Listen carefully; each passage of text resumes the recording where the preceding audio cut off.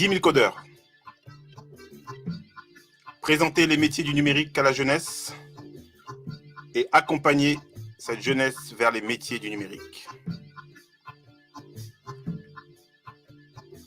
Susciter des vocations, briser les idées reçues, préparer la jeunesse à saisir les opportunités du numérique pour une autonomisation. Du lundi au vendredi, 20h heure de Paris, des professionnels donnent du sens à leur carrière en devenant des repères pour la jeunesse. La jeunesse d'Afrique, la jeunesse de France, la jeunesse des Caraïbes, la jeunesse de l'océan Indien. Partager ses connaissances,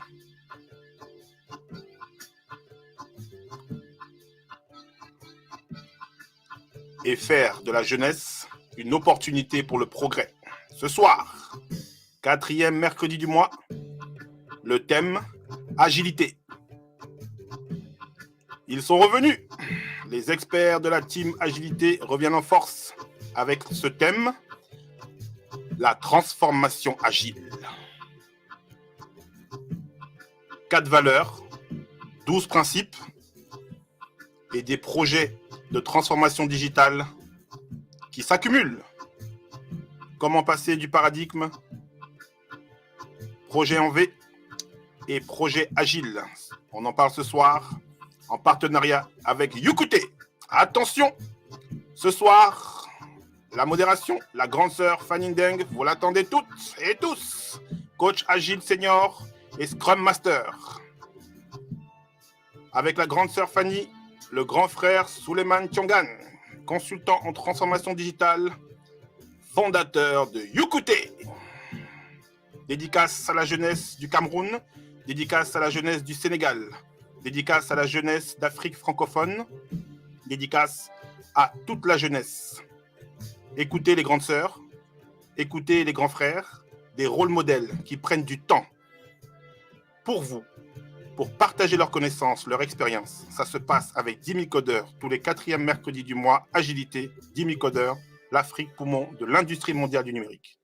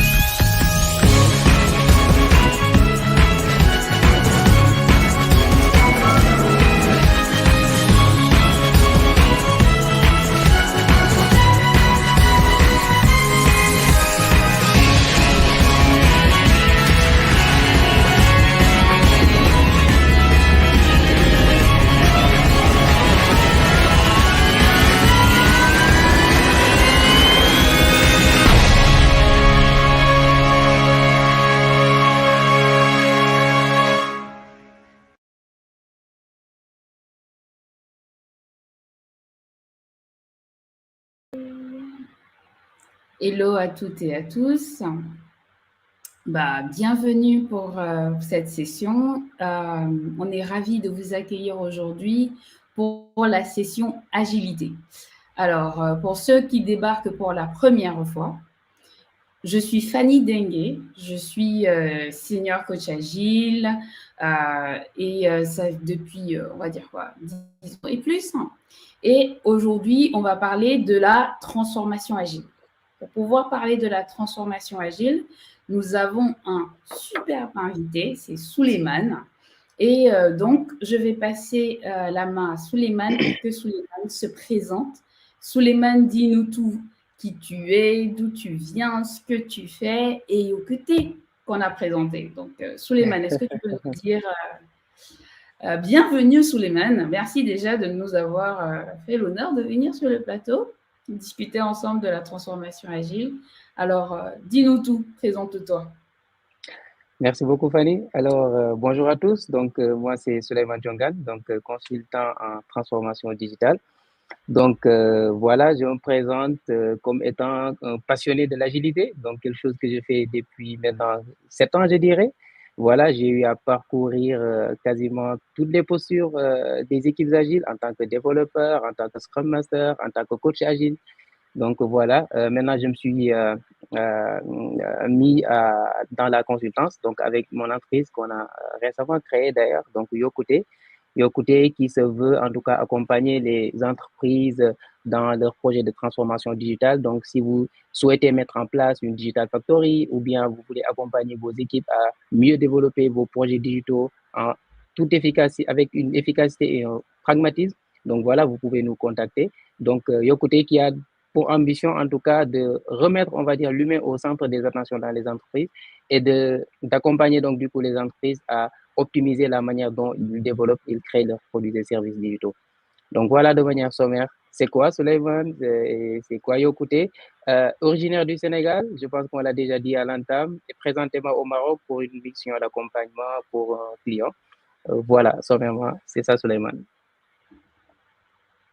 Merci, merci. Alors, j'ai laissé la petite présentation, mais Souleymane et moi sommes des partenaires d'agilité. On échange beaucoup de joutes sur qu'est-ce que c'est, qu'est-ce que ça peut apporter, etc. Et donc, c'est un plaisir de discuter aujourd'hui de la transformation agile. Alors, on va commencer, Souleymane. Alors, pour toi, c'est quoi la transformation agile? Alors, bonne question. Pour bien démarrer, d'abord, définir la chose, c'est quoi? Transformation, moi, je le verrais comme déjà quitter un état A pour aller vers un état B. Une définition toute simple. Donc, c'est quitter un état A pour aller vers un état désiré, donc qui est l'état B. Maintenant, si on y rajoute de l'agilité, donc cela veut dire que l'état B, qui est l'étape de destination, l'étape désirée, doit être plus d'agilité. Plus d'agilité, c'est-à-dire dans le business, dans la manière de fonctionner, plus de réactivité, plus de capacité à saisir les opportunités marché pour réagir réellement et s'adapter donc au changement. Donc, c'est ça que je dirais donc qui est la destination de la transformation. Et maintenant, peut-être à différencier un tout petit peu de ce qu'on appellerait adoption, parce que des fois, il y en a qui peuvent faire ce qu'on appelle l'adoption agile, donc prendre les mécaniques de l'agilité, commencer à fonctionner avec cela, dire voilà, on fait de l'agilité. Oui, vous faites de l'agilité, mais est-ce que vous êtes agile? Point d'interrogation. Donc voilà, c'est comme ça que je définirais la transformation. Oui, et on va voir que c'est l'une des grosses discussions aujourd'hui dans les entreprises. Est-ce qu'on est en train d'adopter ou est-ce qu'on est en train de faire la transformation? Parce que qu'est-ce qu'on a finalement mis en place pour faire ce changement culturel, ce shift de mindset, en dehors d'avoir juste mis en place, mis un Scrum Master ou installé un framework qui existe. Exactement. Pour pouvoir dire qu'on a fait cette transformation agile. Alors, on va continuer en fait sur quelles sont les raisons qui font qu'une entreprise devienne agile. Alors, Souleymane a commencé avec certains des points. Est-ce que tu peux nous rappeler ce que tu as cité et ensuite je vais remontrer un rapport qu'on avait qui explicitait aussi pourquoi les entreprises deviennent agiles. Celles que tu as rencontrées, dans ton contexte à toi, quelles étaient les raisons que les entreprises t'ont données, quelles étaient les raisons que les personnes qui viennent vers toi t'ont données pour devenir agile, en fait? De ma modeste expérience, je peux en citer quelques. Effectivement, les raisons peuvent être diverses. D'habitude, comme j'ai d'ailleurs eu à le mentionner dans un des webinaires du Mincoder, il y en a qui se lancent dans ces projets de transformation juste parce qu'il y a un buzzword et on s'en rend compte des fois, effectivement, ça existe. Il y en a qui ont comme raison de la transformation, ils veulent, comme je le disais dans l'entame, avoir plus de réactivité dans leur manière de fonctionner parce qu'ils se rendent compte, par exemple, que leur fonctionnement interne, c'est lent, leurs processus sont lents. Pour lancer un produit, par exemple, ça peut leur prendre des années ou bien des mois, je dirais même des années, parce qu'effectivement, ça peut prendre des années. Pour faire de l'innovation, c'est assez compliqué parce que les structures internes sont rigides. Donc ça, eux-là, c'est ce genre d'entreprise, dont ils souhaitent, en tout cas, c'est d'avoir plus de flexibilité et de réactivité, je veux dire, dans la manière de faire les choses en interne. Et aussi dans l'anticipation, il y a des entreprises aujourd'hui qui sont plus dans la réaction. Donc, quand ils voient des opportunités qui se profilent, anticiper cela et les saisir au bon moment pour après en tirer profit. Ils peuvent rencontrer des freins à cela, dus à l'organisation, la culture, plein d'autres qu'on va aborder d'ailleurs dans la discussion. Ça aussi, ça peut être une raison. Il y en a qui veulent améliorer juste, par exemple, leur process de delivery. C'est-à-dire, ils te disent que nous, voilà, on a une équipe déjà qui fonctionne, qui produit un tel produit qu'on connaît déjà, mais on veut juste accélérer ce process de delivery. Donc voilà, les raisons peuvent être diverses et voici quelques exemples. Moi, dans les entreprises où j'ai travaillé, du moins qui étaient des structures qui n'étaient pas faciles à changer, il y avait deux raisons pour lesquelles, principalement, les entreprises décidaient d'aller vers l'agilité. Donc, la première raison, c'était tout simplement parce qu'ils se rendaient compte que les autres le faisaient, mais surtout, les concurrents avaient l'air de gagner des marchés, gagner de la valeur, et ils disaient qu'ils étaient en agile. Donc, ils se disaient, ah, si je veux être comme eux, si je veux être compétitif, si je veux, il faut que je fasse comme Apple. Il faut que je fasse comme Facebook, il faut que je fasse comme eux pour pouvoir gagner cette compétitivité-là. Donc, c'était l'une des raisons pour lesquelles certaines des entreprises venaient en disant, OK, ils font une grande annonce comme ça. À partir de demain, on est agile. Donc, maintenant, dans tous les murs, on voit placarder les jolis slides, les jolis trucs pour expliquer ce que c'est. Et voilà, du jour au lendemain, ils ont décidé de faire leur gros shift.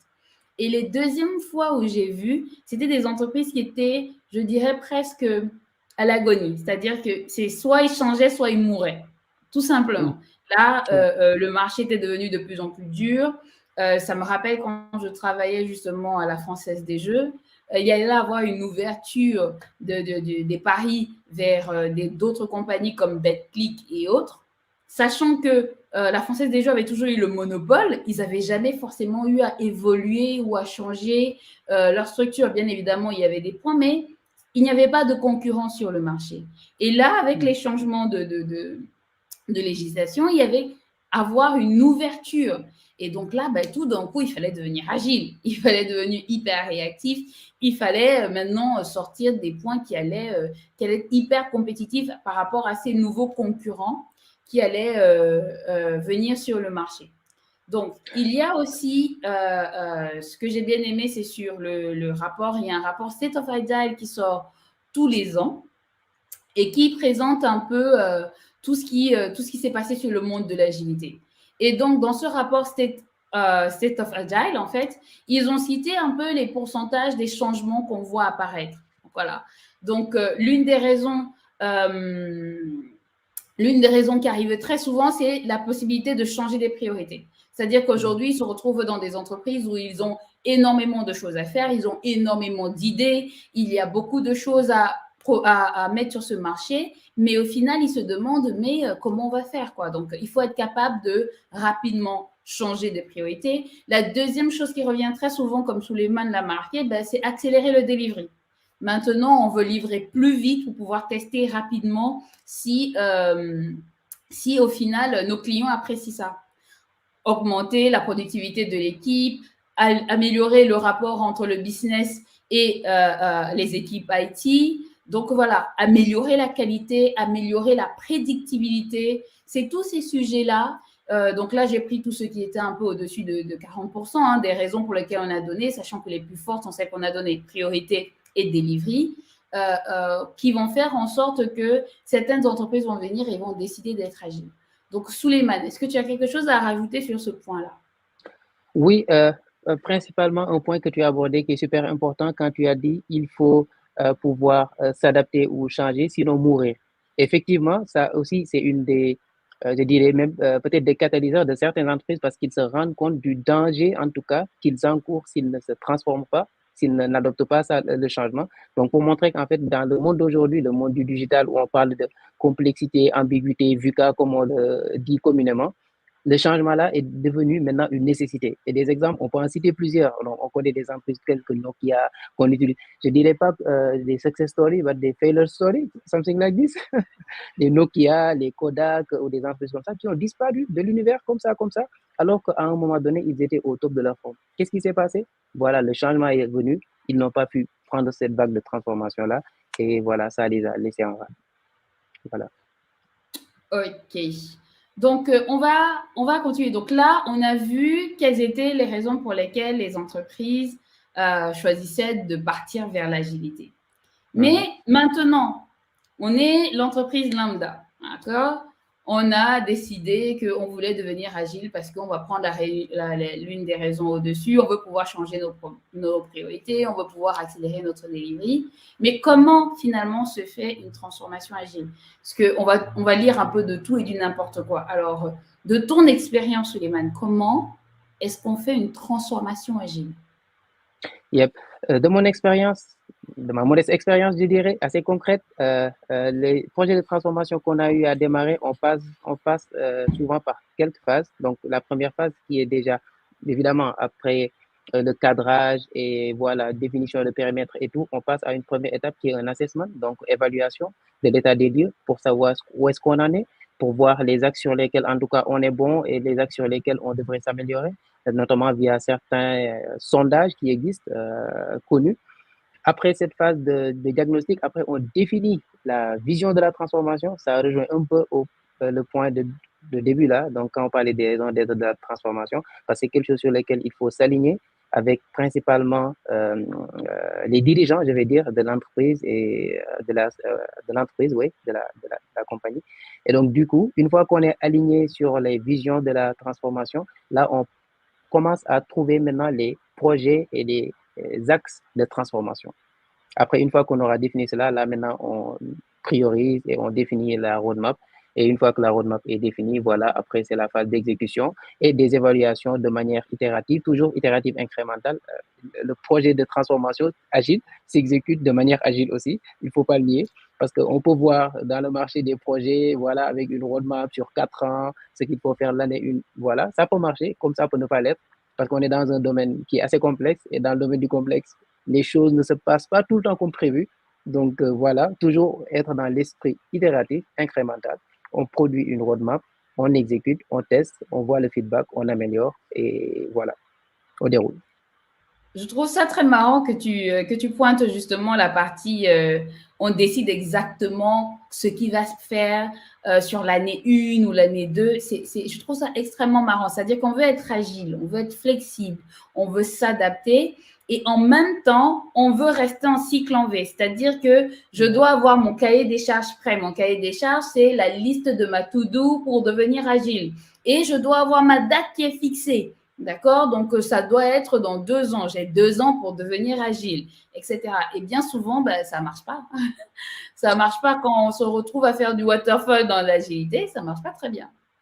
Effectivement. Et peut-être, je me dirais que c'est l'expérience qui a fait cela, peut-être parce qu'il y a beaucoup de projets, de grands projets que des entreprises initiaient. Voilà, ils le faisaient avec du cycle en V. Donc, un consultant venait, planifier tout sur le marbre pour dire que c'est exactement ça, ça, ça, ça. Mais là, c'est totalement différent. Là, on parle d'agilité, on parle comment ça s'appelle, de changement culturel, on parle de changement organisationnel, des sujets assez complexes qui vont toucher le fonctionnement de l'entreprise. Effectivement, être dans de l'empirique, c'est bien plus, serait bien plus bénéfique. Ouais. Il y a aussi un truc que j'ai souvent constaté, c'est une entreprise va dire « Ah, je veux devenir agile, je veux embaucher un coach agile ou je veux embaucher un Scrum Master, nous allons devenir agile. » Et il s'étonne au final que finalement, ça ne marche pas, puisque ça reste, comme tu l'as montré, il y a une vraie stratégie, il y a un vrai plan à suivre pour pouvoir devenir agile, en fait. Ce n'est pas juste venir et parler aux équipes. Et il y a un deuxième point aussi que j'ai constaté, c'est que lorsqu'on parle de transformation agile, les gens ont l'impression que ça s'arrête à l'équipe de développement, que ce sont les développeurs qu'on doit changer, éventuellement les équipes IT, mais ça ne concerne pas du tout le leadership, ça ne concerne pas du tout les autres départements en dehors des équipes IT. Et c'est aussi l'un des problèmes qu'on va rencontrer parce que l'objectif d'une transformation agile, comme tu l'as mentionné, c'est de partir d'une étape A à une étape B, et ça passe aussi par le changement de mindset au final. Donc, c'est assez marrant de voir ça. Et pour ajouter un tout petit peu, comme tu as mentionné to-do list, on peut voir aussi des situations où les entreprises, par exemple, ils pensent que, voilà, Fanny, dans son entreprise, est passée par l'étape A, B, C, D. Bah, moi aussi, je vais prendre cela, cette to-do list, du one size fits all. Donc, une façon de faire qui est unique à tout le monde, bah, ça n'existe pas aussi. Parce que les contextes diffèrent, les ambitions diffèrent, la vision diffère, les objectifs stratégiques diffèrent. Donc, tout ça, c'est des choses à mouliner pour produire les étapes et donc les axes de transformation. C'est très vrai. On ne parlera jamais assez de je veux devenir agile, on va mettre du safe. Oui, mais est-ce que vous êtes dans le contexte pour en mettre? Est-ce que vous avez les mêmes… Non, mais de toutes les façons, il y a notre ami Spotify qui a fait un modèle. Il est temps d'aller sur le modèle Spotify. Donc, on va revenir sur le slide justement qu'on montrait. C'était l'une des manières dont Accenture, en fait, avait défini comment se faisait une transformation agile. Donc, Accenture précisait que ça doit passer par du leadership. D'accord? Donc, c'est forcément un changement culturel. Comme c'est un changement culturel, sur la partie leadership, on va faire une adaptation de la vision, une adaptation de la stratégie. On va devoir mettre en place une communication et impliquer les personnes, en fait.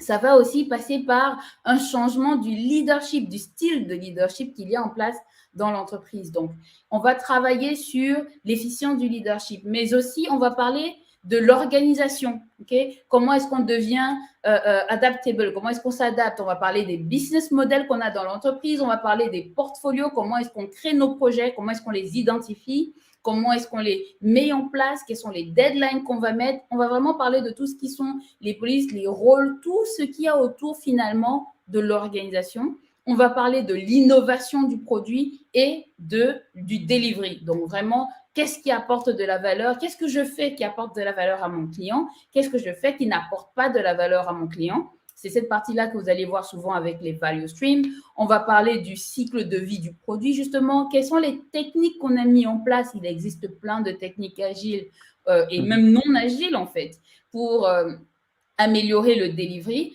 Donc, voilà, ça, c'est la manière dont ils ont découpé les 4 manières de faire la transformation. Et sur le slide suivant, on a encore une autre vision, en fait, de comment est-ce qu'on peut mettre en place cette transformation agile. Donc, on aura une partie coaching de l'organisation. Okay? Donc, on va coacher tout ce qui sera leadership, le management, l'exécutif, l'environnement, etc. Et ensuite, on va travailler sur tout ce qui sera organisation. Okay? Quels sont nos systèmes? Est-ce qu'on va faire du design thinking, etc. Au milieu des deux, on aura la gestion du produit. Et ensuite, au niveau des équipes, c'est là où on va parler du delivery et de l'exécution. Donc, vraiment faire une transformation agile, comme on précisait tout à l'heure, ce n'est pas que toucher à l'équipe de développement. C'est aussi toucher à tout ce qui est leadership et tout ce qui est organisation au sein des entreprises. Si on ne va pas aussi loin, tout ce qu'on va mettre en place, ne tiendront pas en fait. Toutes les actions ne tiendront pas. Ça ne sera jamais assez solide. Ça va donner des actions à court terme parce qu'on va améliorer le delivery. Parce que très souvent, qu'est-ce qui se passe? Transformation agile, c'est les deux parties du bas, exécution et delivery. On a l'impression que ce sont les deux seules parties. Mais qu'est-ce qui va se passer? L'équipe va évoluer. Mais à un moment, pour rentrer dans cette vitesse de croisière qui va vous permettre justement d'être innovatif, ça va perdre en vitesse parce que finalement, ça ne suit pas. Et au bout de quelques temps, on va revenir en cycle en V parce qu'on va se dire « Ah, ça ne marche pas. » Donc, autant revenir en cycle en V, quoi. Est-ce que Souleymane, tu avais quelque chose à rajouter sur ce point-là? Peut-être juste sur la partie sponsorship, qui est quelque chose qui me parle quand tu l'as abordé, parce que dans mon expérience, c'est quelque chose que j'ai vécu aussi, mais vraiment vécu, je dirais. Pourquoi? Parce que des fois, on dit que la transformation, c'est du bottom-up parce qu'il y a l'auto-organisation, etc. C'est vrai, c'est du bottom-up, ça prend du bas parce que c'est normal, c'est eux qui font, c'est ceux qui sont en face de la réalité des choses. Ils connaissent les axes d'amélioration, ils connaissent comment on peut optimiser les choses, c'est vrai, mais c'est pas que c'est du bottom-up, mais c'est aussi du top-down. Du top-down, pas dans la mesure où le top donne des ordres impose, force ou bien du command and control. C'est pas du tout ce que je veux dire, mais c'est du top-down dans la mesure où eux aussi, ils se l'approprient, eux aussi, ils insufflent cette dynamique de changement et eux aussi, ils participent en tout cas à ce projet de transformation pour qu'aussi vers le bas, qu'ils puissent l'adopter. Et dans des cas concrets, tu peux aller dans des situations où, voilà, on dit qu'on va faire une transformation agile, les équipes peuvent se bouger pour proposer beaucoup de choses, mais s'il n'y a pas ce leadership, il n'y a pas d'adhésion. Et s'il n'y a pas d'adhésion, il n'y a rien qui bouge à la fin. Donc, c'est de l'énergie perdue et des efforts perdus. Voilà. OK. On va partir à une partie où je crois que là, on va... la session ne suffirait pas, en fait, à parler de quels sont les freins, quels sont les problèmes qu'on rencontre lorsqu'on décide de faire une transformation agile. Je crois que là, on peut en parler en long, en large et en travers. Alors, on a une question. Bonsoir, est-ce que l'agile est une méthodologie? Eh bien, Souleymane, est-ce que l'agile, c'est une méthodologie? Je dirais oui, je dirais non. Je dirais oui parce que il y a beaucoup de, je dirais, des frameworks, ce qu'on appelle des méthodes agiles qui existent, qui permettent de faire de l'agile, donc un peu dans la mécanique principalement. Mais l'agile n'est pas que de la méthodologie. Comme on le disait tout à l'heure, il y a toute une culture, tout un mindset, des façons de faire différentes qu'il faut comprendre et adopter pour que ça marche bien. Pourquoi je fais cette différence? Parce qu'aujourd'hui, tu as la méthodologie, tu l'appliques sans le mindset, ça ne passe pas. Donc, ce n'est pas qu'une méthodologie, c'est une méthodologie et effectivement, derrière, il y a un mindset.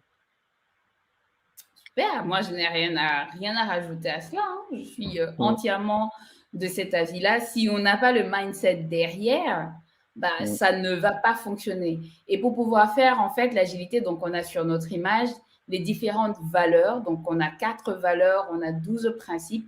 Et derrière, en fait, ces 4 valeurs et ces 12 principes, on va avoir différents frameworks, méthodes ou pratiques. Donc, on va tout le temps, je pense qu'on aura toujours la question, est-ce que c'est une méthode ou est-ce que c'est une méthode ou est-ce que c'est un mindset? Mais pour donner un peu de contexte, c'est parce qu'en fait, les personnes qui ont écrit le manifeste agile avaient déjà plus ou moins leur propre méthode et framework. Donc, à ce moment-là, les personnes qui se sont mis en place se sont dit, si je fais du Kanban, je fais de l'agilité. Or, ces points-là existaient avant l'agilité. C'est après qu'ils sont mis ensemble et dire, on travaille dans cet environnement-là, comment est-ce qu'on va faire pour qu'on améliore?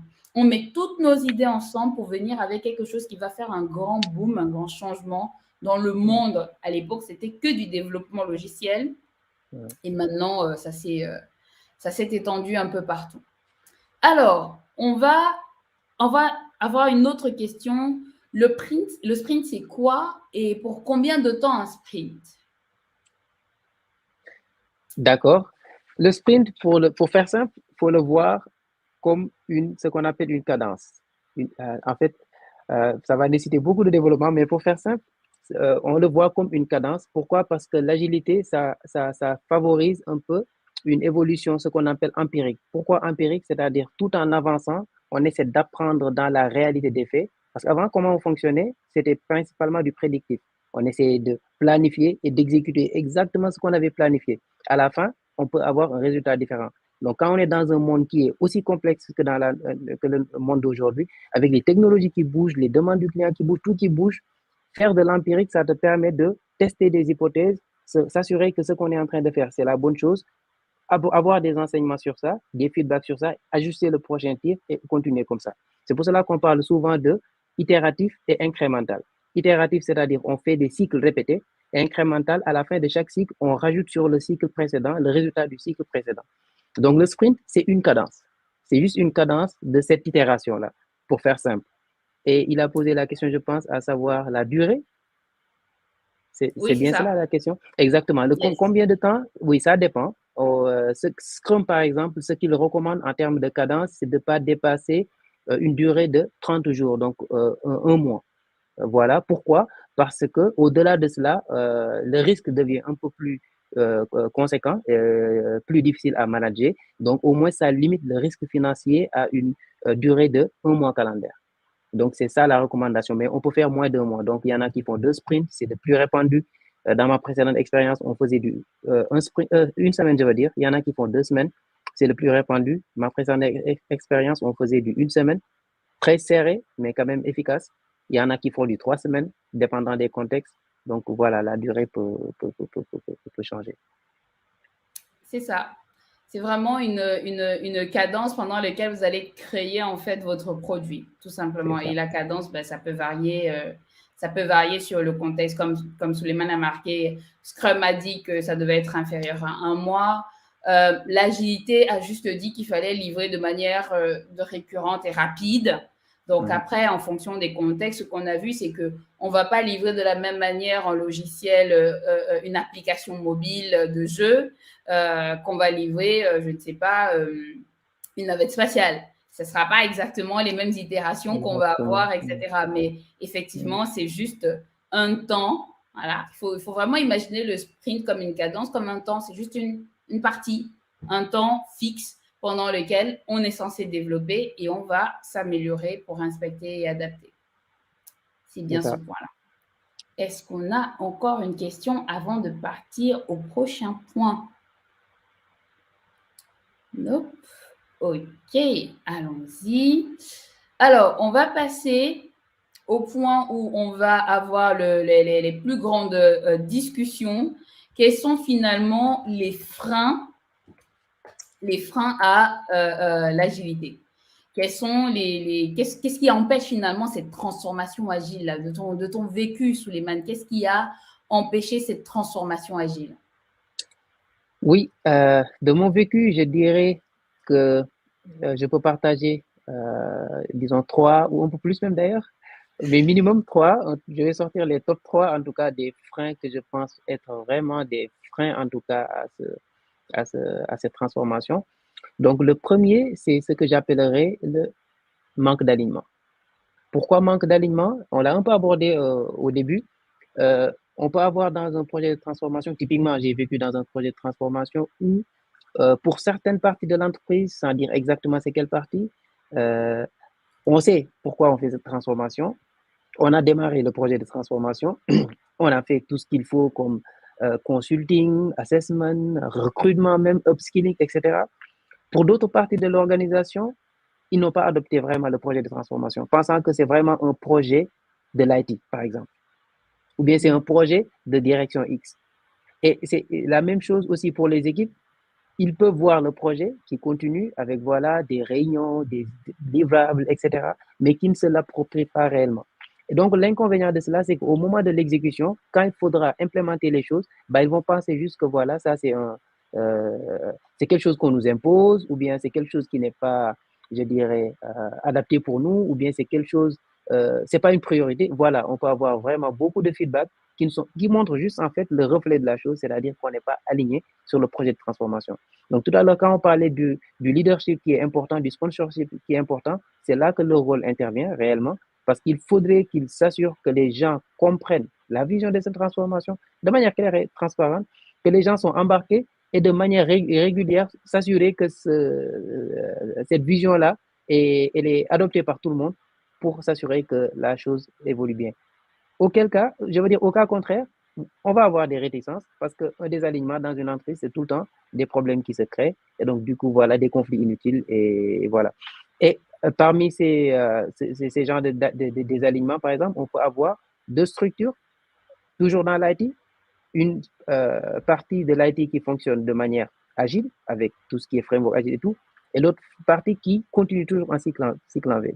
Et les deux coexistent, par exemple, dans une entreprise. Je ne dis pas que c'est mauvais. Peut-être que ça peut être un choix. Par contre, ne pas les uniformiser, des télescopages inévitables vont avoir. Et après, voilà, si c'est un choix délibéré, là, peut-être, voilà, on pourrait trouver des moyens de les faire collaborer et tout. Mais si ce n'est pas quelque chose qui n'était pas un choix, voilà, on voit comment ce désalignement peut impacter après le fonctionnement de l'entreprise. Donc ça, ce serait un premier point. Yes. Ouais, si tu n'as pas de commentaire sur ça, je continue. L'autre chose que je dirais, qui est aussi un grand frein, je dirais, c'est le frein culturel. Culturel dans la mesure où on peut avoir des appréhensions différentes de l'agilité. Il y en a qui pensent que voilà, on va devenir agile voilà, on commence un projet de transformation, donc dans 3 ans, on est agile. Et donc dans 3 ans, cela veut dire que ce qu'on faisait en une semaine, on va le faire par exemple aujourd'hui en une journée. Donc on est plus rapide. Ils peuvent le comprendre comme ça. Voilà, de manière générale, la culture qu'ils ont de l'agilité, ça peut prêter à confusion ou bien ça peut créer des problèmes, en tout cas dans ce projet de transformation. Comme le disait le grand gourou là, du management, culture eats strategy for breakfast, Peter Drucker, la culture, ça mange la stratégie au petit déjeuner. Cela veut dire que quelle que soit ta stratégie, quelle que soit la vision, et même si cette vision est partagée, si on ne travaille pas sur la culture, cela veut dire que ça peut être un grand frein à cette transformation. Et la culture, il y a un modèle assez célèbre, assez connu, qu'on appelle le modèle de Schneider, avec les 4 volets de culture là.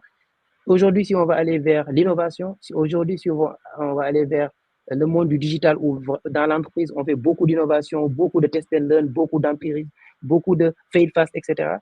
Il nous faudrait avoir une culture qui tend plus vers la collaboration et, je dirais, l'exploration. Par contre, imaginez une entreprise qui est dans une culture command and control, par exemple, et du coup, du jour au lendemain, lance un projet de transformation sans prêter attention que voilà, il y a des changements culturels qu'il faut faire. Voilà, on se rend compte qu'on n'est pas au bon moment. Donc, la culture, c'est quelque chose qu'il faut prendre en considération, à étudier et voir comment on peut agir sur cela pour faire de sorte que cette vision et cette stratégie s'exécutent bien. Et un dernier que je rajouterai, c'est les barrières organisationnelles structurelles. Ça, pour moi, je pense que c'est quelque chose qu'on a hérité, je dirais, hein, du fonctionnement de l'entreprise, mais depuis longtemps. Pourquoi? Parce qu'à la base, une entreprise, c'est quoi? C'est un groupe d'individus qui sont là pour créer un produit ou bien un service pour un client. Donc, leur objectif, c'est créer un produit qui satisfait un client. Comment maintenant ils font cela? Ils ont défini une organisation en interne, donc avec des directions, des départements, des services, une hiérarchie, etc. Et tout. Maintenant, on se rend compte que dans la réalité des faits, je ne dis pas qu'ils ne sont pas en train de créer des produits, c'est toujours le cas, mais on voit que ces structures internes deviennent des blocages et des fois se constituent même des, je veux dire, il peut y avoir des conflits en interne même de ces structures, pour juste servir toujours le même client et faire toujours le même, le même produit. Ce qui est assez ironique. Parce que si ces personnes devraient travailler pour les mêmes objectifs de l'entreprise et donc délivrer les mêmes produits, ça ne devrait pas arriver. Mais malheureusement, c'est le cas. C'est communément connu sous le terme de silo. Donc aujourd'hui, on peut avoir 2 départements qui sont là. On peut sentir des fois que comme si les départements n'avaient pas les mêmes objectifs ou bien ne travaillaient pas pour le même objectif. Donc ça, c'est des choses qui peuvent arriver. Donc, voilà. Et l'autre chose toujours qui est relative à l'organisation, c'est la partie hiérarchique. On parle d'agilité, on parle de rapidité, c'est lié intrinsèquement. On parle de réactivité. Si on a besoin de réactivité et autres, cela veut dire que la prise de décision, par exemple, devrait suivre. Aujourd'hui, on voit des entreprises où la stratification hiérarchique est tellement forte qu'aujourd'hui, pour prendre une décision, je donne un exemple. Je suis un développeur. Je constate un dysfonctionnement sur quelque chose qui est en production. Je donne juste un exemple. Je sais que ça peut créer beaucoup de pertes financières pour l'entreprise. Je ne peux pas le corriger directement parce que peut-être je n'ai pas les accès. Je dois passer par des strates de décision. J'en parle, ça parle à un tel, ça parle à un tel, ça parle à un tel, ça monte jusqu'à un tel niveau. Ils le font passer en bas pour valider. Ça remonte pour revenir vers moi. Ça fait des ping-pong vraiment qui ne sont pas très efficaces. Au moment où, si par exemple, il y avait une décentralisation de la prise de décision au niveau équipe, de sorte que certes, le développeur n'a pas les droits de faire cela, mais il y a quelqu'un qui est capable de le faire de façon assez réactive, ça nous permettrait de gagner en réactivité. Ou l'exemple plus simple du product owner. Pourquoi avec Scrum, on a dit product owner? Parce qu'au-delà de centraliser la prise de décision au niveau du CEO, ou bien au niveau des directeurs, ou bien des managers, il y a quelqu'un qui représente le produit. Donc, lui, son seul intérêt, c'est de voir ce que veut le client et de le mettre sur le produit. Donc, on lui donne tout le pouvoir de décision sur le produit, de sorte que s'il voit quelque chose qu'il faut adopter, en écoutant bien sûr tous les avis de tout le monde, il peut décider rapidement et donc du coup améliorer le produit. Et ainsi, on gagne en réactivité, ainsi on gagne en flexibilité, et ainsi on gagne en rapidité. Voilà, je peux dire que c'est les top 3 des freins. Il y en a d'autres dans les terroirs. Si tu veux, je peux en tirer. Hein. Voilà. Comme je disais, ça, c'est clairement un sujet qui est capable de nous prendre facilement l'heure ou les 2 heures pour discuter des différents freins et des problématiques qu'on va rencontrer lorsqu'on va faire une transformation agile. Je vais revenir sur un point que je trouve assez important, c'est que je trouve que les entreprises sous-estiment ce que c'est qu'une transformation agile. C'est-à-dire qu'ils sous-estiment ce que ça va leur coûter de mettre en place une transformation agile. Donc, y compris dans le change management. Qu'est-ce que je veux dire par ils sous-estiment? Ils se disent que si je forme l'équipe, si je prends un Scrum Master ou un coach agile, si je leur donne les outils DevOps, ils vont être agiles. Mais en fait, qu'est-ce qui va se passer? Être agile, ça signifie quoi? Ça signifie aussi, on va beaucoup parler de fail fast. Mais si moi, dans mon équipe, on me dit que de toutes les façons, tu n'as pas le droit d'échouer, ça ne sert à rien de m'avoir mis des tests automatisés, tous les outils DevOps qui vont bien. Mais si je n'ai pas le droit d'échouer, je vais moins innover. Je ne vais pas essayer. Donc, ils oublient qu'en dehors d'avoir mis en place les outils, il va y avoir un changement structurel et donc culturel dans leur manière de faire. Donc, on revient à ce que tu disais. Je donne un exemple très précis, c'est-à-dire que on va dire que la qualité est importante, l'agilité est importante, mais on ne va pas le refléter dans comment est-ce qu'on évalue un de nos membres, en fait, en termes de valeur, j'entends. Est-ce qu'il représente les valeurs de l'entreprise? On va savoir combien de lignes de code il a envoyé, combien de déploiements il a fait, etc. Donc, en fait, on va encore se tamponner sur le nombre. Est-ce qu'il a apporté de la valeur? Est-ce que c'est quelqu'un qui a soutenu les autres personnes? Est-ce que c'est quelqu'un qui a aidé à mettre en place des process qui vont faire en sorte que ce soit pérenne? On ne va pas regarder ces points-là. Donc, finalement, parfois même, une transformation agile, ça signifie changer la manière dont on va regarder nos employés, changer la manière dont on va évaluer nos employés. Donc, par exemple, je vais dire à mon employé, oui, mais tu devrais être plus agile. Et pourtant, quand il y a un bug, je tape, ça monte en hiérarchie. C'est à peine si son nom n'est pas tagué dans tous les messages pour dire que c'est le responsable. Voilà, là, on a péché de manière en termes de culture. On va parler de transparence. Mais au final, on ne va pas savoir qui va changer quoi ou quels sont les produits qu'on est en train de mettre en place au sein même du même département. Parce qu'au final, on va dire, oui, tu dois évoluer de 30% et toi, tu dois évoluer de 30%. Il va s'en fiche complètement de ce que l'autre équipe fait. Il a ses 30% en objectif. On n'a pas essayé d'uniformiser cette manière de travailler. Donc, c'est en ça que je dis que les entreprises sous-estiment. Ça passe aussi par qui est-ce qu'on recrute. Ça signifie qu'il faut former le RH, il faut former les départements à dire qui est-ce que je recrute? Quels sont les points que je vais vouloir mettre en place? Comment est-ce que je fais que cette personne-là se sente bien au sein de notre entreprise? Tout ça nécessite que si ce n'était pas adressé, et c'est très souvent pas adressé, on va avoir notre adoption qui va marcher et après, on ne va pas comprendre à partir d'un certain point. Qu'est-ce qui va se passer? Les gens vont partir en plus. C'est-à-dire que vous allez mettre en place l'agilité, la personne va apprécier l'agilité et va adorer. Mais comme l'entreprise ne sera pas capable de vraiment mettre en place cette culture, cette personne va aller dans une start-up, elle va aller dans une autre entreprise qui, elle, va être de plus en plus adepte ou attirée vers l'agilité. Donc, moi, par exemple, c'est quelque chose que j'ai constaté dans la structure dans laquelle je travaille. C'est-à-dire qu'on parle d'agilité, on parle d'outils, on parle de DevOps, on parle de métriques, mais au final, comment on considère l'humain, comment on traite l'humain, ça n'a pas changé. Comme ça n'a pas changé à partir d'un moment, comme je dis souvent, moi, je m'en fiche de ce que tu dis. Moi, je veux voir ce que tu vas faire. Okay. Au moment de mon évaluation de fin d'année, au moment du delivery au client, qu'est-ce que tu dis? On va dire, non, il ne faut pas dire ça au client parce qu'on va perdre le client. Tu avais dit qu'il fallait être transparent. C'est une discussion, c'est une négociation. Oui, tout n'est pas forcément à dire parce que certaines choses ont de la valeur, d'autres n'ont pas de la valeur, mais de là à cacher des problématiques au client, on n'est plus dans de la transparence, on n'est plus dans la collaboration. Donc voilà, moi, je voulais rajouter cette partie-là parce que je trouve que c'est quelque chose qui manque beaucoup dans la réflexion de la transformation. On a vraiment l'impression que c'est quelque chose d'un mindset IT, mais ça passe par comment est-ce qu'on finance les projets. C'est-à-dire que calculer le budget à l'année alors que je ne sais même pas ce que je vais faire et ce dont j'en aurais besoin, il faut une réflexion. Est-ce qu'on refait le budget tous les 3 mois peut-être? Okay. Comment est-ce que je priorise à nouveau? Donc, ça a vraiment un impact sur tous ces points-là, de pouvoir de pouvoir faire ça. Donc, yes, Souleymane. Juste pour ajouter un tout petit peu sur ce que tu viens de dire, au début, je l'ai dit à l'entame, peut-être que ce n'était pas très explicite, c'est normal. Par exemple, quand on lançait Yokouté, pourquoi on a communiqué la raison d'être? La raison d'être, c'est quoi? C'est d'humaniser et d'optimiser les lieux de travail. Pourquoi? Optimiser effectivement tout ce qui est performance, optimisation, compétitivité, réactivité, c'est bien. Mais pourquoi on a commencé par humaniser? Parce que tout cela ne peut être possible qu'à travers une chose, c'est l'humain. Et aujourd'hui, les plus grandes entreprises au monde qui fonctionnent aujourd'hui, ils le font. Pourquoi? Parce qu'ils ont su mettre l'humain au centre de l'attention de l'entreprise, au centre de leurs activités. J'ai fait notamment allusion aux entreprises telles que Google, etc. et autres.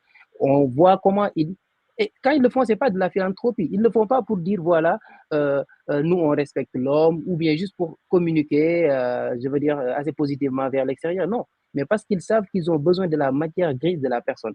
Et pour avoir cette matière grise, pour que la personne soit collaborative et, comment ça s'appelle, innovante, pour qu'elle puisse sortir des idées mais novatrices qui vont changer les business models et tout, il faut les mettre dans les conditions qu'il faut. Il faut les considérer comme tels. Il faut leur faire confiance. Il faut les laisser l'autonomie qu'il faut pour produire et tester des choses. Et voilà, c'est ça qui va faire que l'entreprise, certes, c'est des risques, certes, c'est des investissements, mais le jour où ils vont prendre quelque chose, ils vont toucher là où, en tout cas, comment ça s'appelle, le business va décoller. Et donc, voilà, l'entreprise verra les opportunités et l'intérêt de cela. Voilà, c'est pas de la philanthropie du tout alors, pas du tout. C'est vrai qu'il y a des personnes qui se disent on va devenir agile, ça veut dire que, oh mon Dieu, il n'y aura que du bonheur au travail. Ce n'est pas exactement ce qu'on était en train de dire sur ce point-là. Alors, on a une question. En quoi l'agilité contribue à l'augmentation du chiffre d'affaires d'une entreprise? Est-ce que tu veux commencer, Souleymane, ou tu veux que je commence un tout petit peu cette partie? C'est vrai que c'est une question, je dirais pas cool. Je vais commencer, t'inquiète pas. En quoi l'agilité contribue à l'augmentation du chiffre d'affaires d'une entreprise? Moi, je dirais que, logiquement, d'ailleurs, tout projet qu'une entreprise démarre, à la fin de la fin, que ça soit directement ou indirectement, l'objectif, c'est que dans les performances ou les résultats de l'entreprise, que ça se reflète. Effectivement, on est dans le monde du business quand même. Comme je disais tantôt, c'est pas de la philanthropie. Même quand on dit considérer les humains, c'est pour qu'à la fin, on utilise ces humains de la meilleure des façons. Donc, toujours, il y a un résultat après. Mais effectivement, l'agilité doit contribuer à l'augmentation du chiffre d'affaires, que ça soit directement ou indirectement. Directement, si par exemple aujourd'hui on arrive à réduire le time to market par exemple, donc à produire des résultats en des délais plus courts, donc c'est-à-dire aujourd'hui on a une idée de solution, on produit cette solution, on le met aux mains des utilisateurs et commencer à gagner de l'argent directement, ça c'est quelque chose qui est un résultat, je dirais, direct. Ou indirectement, quand par exemple on se rend compte que, je dis n'importe quoi, par exemple le truc de culture qu'on était en train de dire là, qu'aujourd'hui on a mis en place un environnement où l'innovation est propice, un environnement où les gens peuvent faire des tests and learn, and expérimentation, etc. Ça, c'est indirect parce que voilà, ils font beaucoup de choses. Voilà, on ne voit pas des résultats dardard, je dirais. Mais voilà, tôt ou tard, c'est quelque chose qui contribuera aux performances de l'entreprise. Voilà, je ne sais pas si j'ai répondu à la question. Yes, yes. Je vais rajouter un petit point là avant de passer à la prochaine question. C'était en quoi est-ce que ça contribue à l'augmentation de chiffre d'affaires? Effectivement, comme Souleymane l'a dit, on est en train d'inspecter et d'adapter. Donc, imaginons, on passait d'un produit qui était livré au client tous les 6 mois, 1 an, à quelque chose qu'on livre toutes les 2 semaines. Peut-être toutes les 2 semaines n'est pas vraiment ce qui va nous donner de la valeur immédiate, mais il faut savoir que plus vite j'ai le feedback de mon client, plus vite je sais ce qu'il veut, plus vite je peux créer ce dont il a besoin. Et si je crée ce dont il a besoin, le client achète et j'augmente mon chiffre d'affaires. Donc, c'est vraiment cette notion-là. C'est-à-dire que l'importance d'avoir des cycles courts, en fait, l'importance de toujours se poser la question, quelle est la valeur qu'on apporte au client? C'est ça qui finalement génère, c'est ça qui va générer cette augmentation du chiffre d'affaires parce que le but ultime, ce n'est pas tellement d'avoir des cycles courts, mais de s'assurer qu'on obtienne le feedback de nos clients. Donc, après un sprint, je donne à mon client Le client me dit, c'est ça que je voulais, ce n'est pas ça que je voulais. Je réitère jusqu'à ce que je m'assure que j'ai créé un produit qui corresponde à ce que voulait mon client. Et surtout, il faut aussi penser en gain d'argent. Pourquoi? Parce que je peux avoir créé mon produit au bout d'1 an, j'arrive sur le marché, ben, il y a un compétiteur qui est sorti 1 mois avant et je perds toutes mes places. Ou tout simplement, c'est devenu obsolète pour tout un tas de raisons. Donc, tout ça va faire en sorte que ça va m'aider à augmenter mon chiffre d'affaires. Donc, ce sont ces points-là. En plus de ça, en dehors donc d'avoir identifié la valeur, il y a le fait que je vais essayer de faire de l'innovation, comme Souleymane disait, c'est-à-dire que je vais créer un environnement d'innovation. Cette fois-ci, pas forcément pour apporter de la valeur à mon client existant, mais pour découvrir de nouveaux marchés. Donc, si je découvre un nouveau marché parce que j'ai créé un produit innovant qui répond aux besoins de la cible que j'ai identifiée, boum, ça a un impact direct sur mon chiffre d'affaires. C'est un peu comme ça qu'on peut discuter de la partie augmenter son chiffre d'affaires via de l'agilité. Bien évidemment, ce n'est pas que ça, mais c'est ça. Alors, je crois qu'on a répondu déjà à cette question en disant non. Et voilà, OK. Quelles sont les notions et outils de base que les membres d'une équipe ou organisation entreprise doivent connaître pour une transformation agile réussie? Et comment amener toute l'organisation à converger dans le sens de la transformation agile? Bien! Très, très, très intéressante la question. On est dans le fond du fond, là, pour le coup.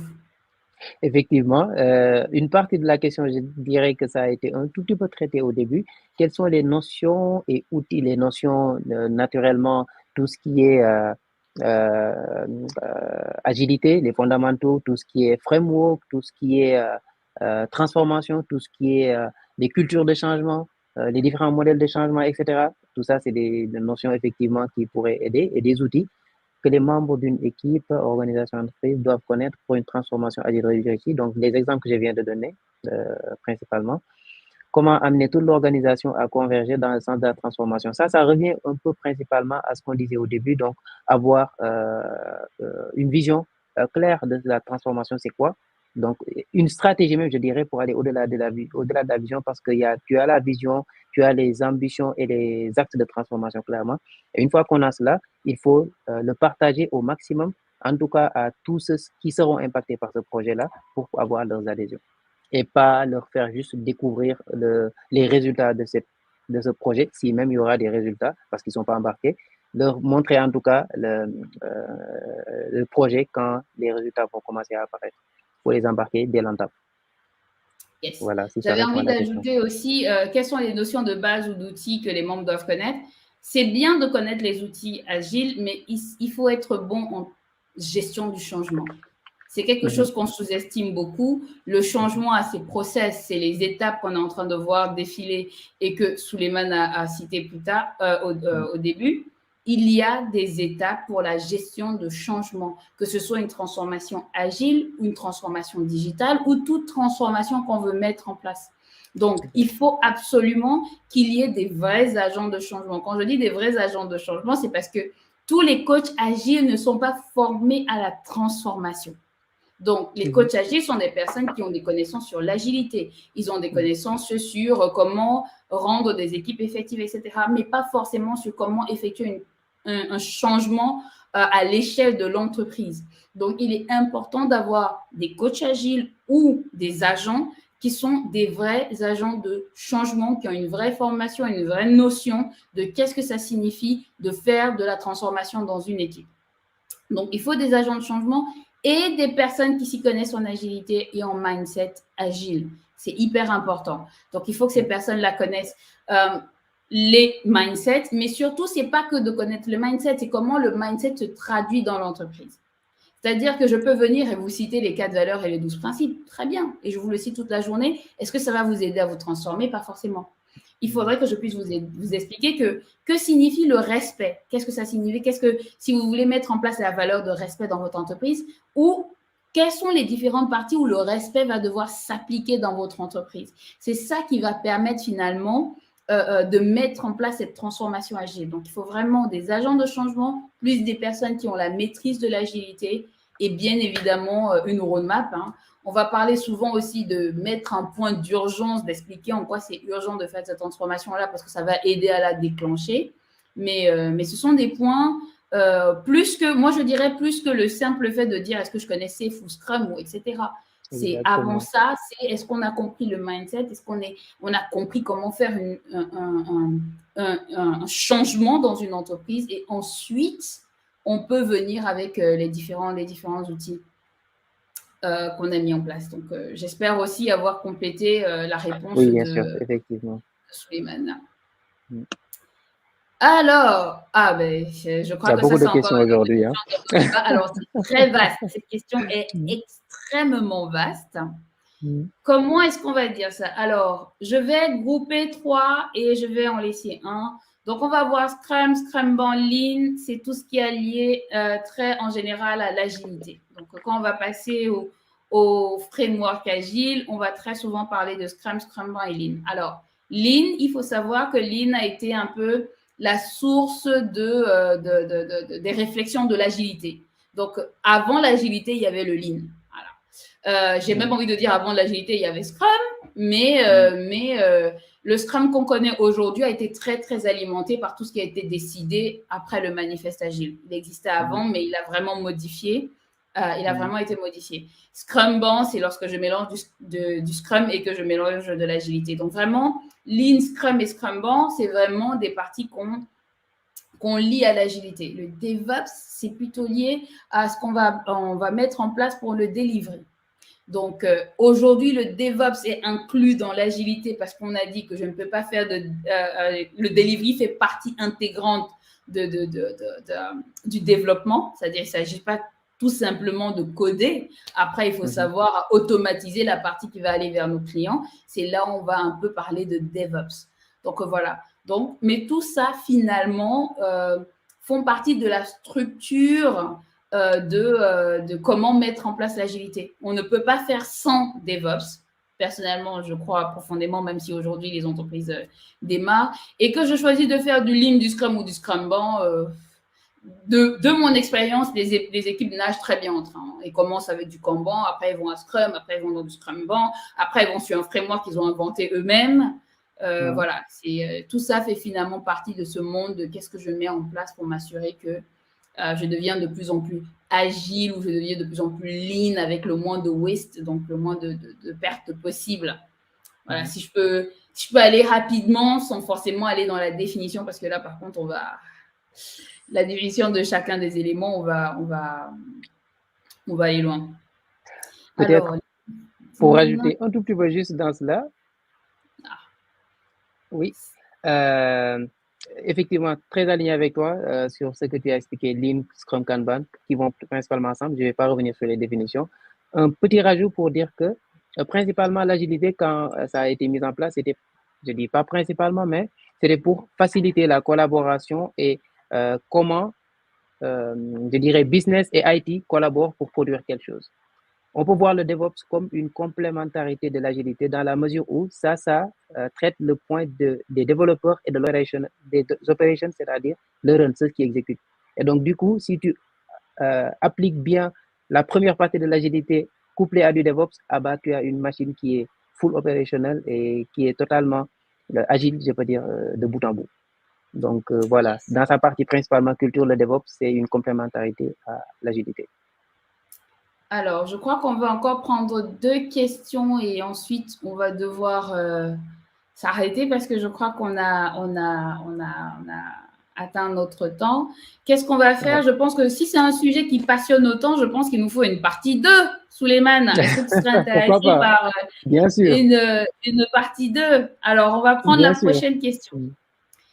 C'est toujours des coachs agiles dans lesquels les entreprises travaillent ou des gens peuvent être recrutés dans une entreprise juste pour travailler sur l'agilité? Alors, moi, si je devais répondre à cette partie-là, tu peux y aller. Non, vas-y. On est en mars. L'honneur aux dames. Vas-y d'abord. Honneur à moi. Alors, moi, je dirais les deux. C'est-à-dire qu'il y a des entreprises qui vont travailler avec les coachs agiles pour devenir agile. En général, ce qui se passe, c'est que quand ils prennent la décision de devenir agile, ils embauchent des coachs agiles au sein de l'entreprise parce qu'ils veulent avoir la main sur la transformation agile. Mais il peut aussi arriver qu'on embauche des consultants, externes qui vont venir aider à faire cette transformation-là et puis finalement donner les billes à l'entreprise et s'arrêter. Donc, moi, je dirais, dans les deux cas existent. Les deux cas peuvent fonctionner, mais effectivement, il faut des personnes qui connaissent l'agilité dans l'entreprise, que ce soit des internes ou des externes. Oui, de ton côté? Oui, totalement d'accord avec toi. Les deux cas existent et tout dépend de l'objectif, en tout cas, que peut-être l'entreprise a. C'est-à-dire, si l'entreprise aujourd'hui veut faire une transformation avec des gens expérimentés qui ont l'expérience venant de d'autres structures, donc des gens qui ont ça comme métier. Donc, effectivement, ça peut apporter beaucoup de valeur à l'entreprise. Donc, du coup, à faire appel à une famille ou bien faire appel à Yokute, donc c'est la bande publicitaire, pour aider à cette transformation-là. Effectivement, vous allez avoir de la valeur parce que c'est de l'expérience qu'ils ont, un acquis qu'ils pourraient exécuter directement. Merci pour pour le logo.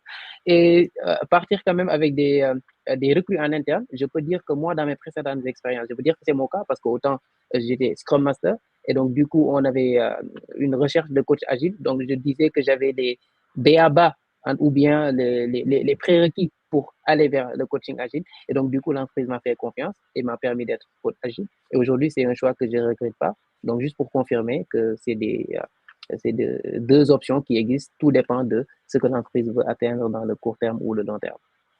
Yes. Est-ce qu'on a encore une question avant de clôturer notre session? Non. Dans ce cas-là, on va revenir sur le slide où on parlait finalement des différentes raisons qui pouvaient faire en sorte qu'on ait un frein. Très rapidement, on les a déjà plus ou moins tous évoqués. Donc, on va parler de l'incohérence entre les processus et les pratiques. Donc, comme on disait, on a dit qu'on allait mettre en place certains points, mais au final, on ne fait pas de bout en bout. Hein, comme j'expliquais, fait face, mais ça ne remonte pas au niveau de la hiérarchie de mettre en place. Les conflits culturels, on en a parlé aussi. La résistance au changement, c'est-à-dire qu'il y a des personnes, si pas bien informées ou qui ont peur, par exemple, est-ce que je suis un chef de projet, est-ce que je vais toujours exister en agile, etc. Ce sont des points qu'on remarque quand même pas mal de fois. Parfois, les personnes n'ont pas les connaissances ou les expériences, voilà. Ou c'est juste bottom-up, c'est-à-dire que les dirigeants ont décidé de ne pas forcément suivre, ou on a un soutien très limité de la direction, et au final, on est aussi limité dans les actions qu'on peut mettre en place. Donc, voilà. De mon côté, c'était ça. Est-ce que tu veux rajouter quelque chose, Souleymane, avant qu'on clôture ces sessions, un mot de la fin pour notre session de transformation agile, dont il faudrait une partie 2? Probablement, oui, une partie 2. Ça nous permettrait de répondre à plus de questions et d'aborder peut-être certains autres sujets. Comme mot de la fin, je pense déjà que tu as tout abordé. Donc, voilà, on a couvert des notions et des sujets assez intéressants. Comme mot de la fin, je dirais que, voilà, la transformation agile, les choses ne se passent pas, comme je le disais d'ailleurs à l'entame, ne se passent pas forcément comme on le prévoit, pour paraphraser d'ailleurs un auteur là. Les choses ne se passent pas réellement comme on le pense. Et même si ça se produit comme ça, cette même situation n'était pas prévue. Donc, juste pour dire que voilà, on peut planifier les projets, on peut planifier des choses. Maintenant, il faut vraiment être dans du test and learn pour réussir cette transformation. Cela ne veut pas dire que c'est des approches aléatoires. C'est pas du tout ce que je veux dire, mais c'est pour montrer qu'en fait, on est dans un domaine qu'on appelle le complexe. Et donc, dans la complexe, c'est normal, c'est des sujets assez complexes qui touchent à des façons de faire qui sont ancrées dans les organisations. On parle de culture, donc c'est des notions assez abstraites. Ramener ça dans le concret pour arriver à des résultats palpables, c'est des choses qui sont assez complexes. Donc, avoir tout cela en considération, ça te permet d'être un peu plus flexible dans la démarche, d'être agile dans la démarche, je dirais, pour après atteindre ses fins. Donc, voilà, et merci. Ok, donc je vais vous dire merci. Merci pour vos questions, merci pour vos commentaires, merci d'avoir fait que ces sessions soient très live. On va se dire à bientôt et on va essayer de remettre ça en place, Souleymane, une autre discussion encore sur l'agilité. Session 2, partant. Merci et bonne soirée à tous. Au revoir. Merci beaucoup. Au revoir.